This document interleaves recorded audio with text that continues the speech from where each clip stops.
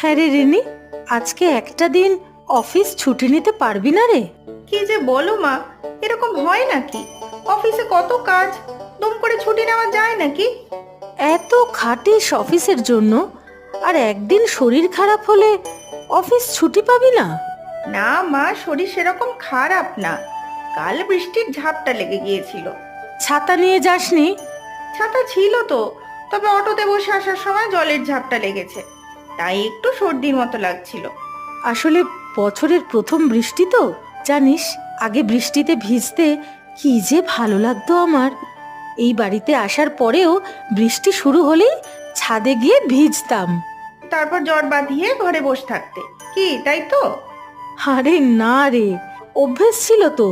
এখন তো ভয় লাগে, যদি অসুস্থ হয়ে পড়ি তখন তোকেই তো বিপদে ফেলবো। আমি টিফিনটা নিয়ে নিলাম, তুমি সময় মতো খেয়ে নেবে কিন্তু। আর হ্যাঁ, খাওয়ার পর ওষুধ খাবে। কোনগুলো মনে আছে তো? আরে হ্যাঁ রে বাবা, হ্যাঁ, সব মনে আছে। আমাকে নিয়ে তোর অত চিন্তা করতে হবে না। আর শোন, তাড়াতাড়ি ফিরিস কিন্তু। আর যাবার সময় বাইরের গেটটা বন্ধ করে দিয়ে যাস কিন্তু, মনে থাকবে? সত্যি মা, তোমার শুধু বাইরের গেট বন্ধের চিন্তা।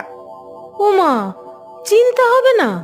সামনে কতগুলো ফুল গাছ লাগিয়েছি না, আর দুটো পুঁই গাছও বড় হচ্ছে রে। গরু ছাগল ঢুকে যদি খেয়ে যায়? আচ্ছা, গেট বন্ধ করেই যাব। একা একা বাইরে বেশি যাওয়ার দরকার নেই।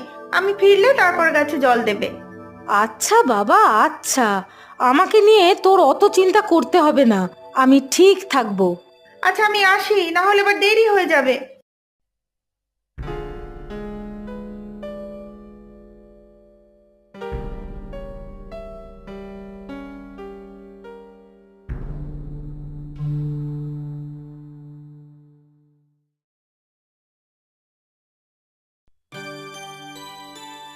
আরে, বাইরের দরজাটা খোলা কেন? মা, মা,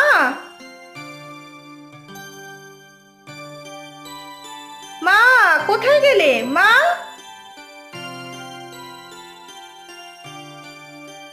মা কোথায় গেল? পড়ে যায়নি তো? মা!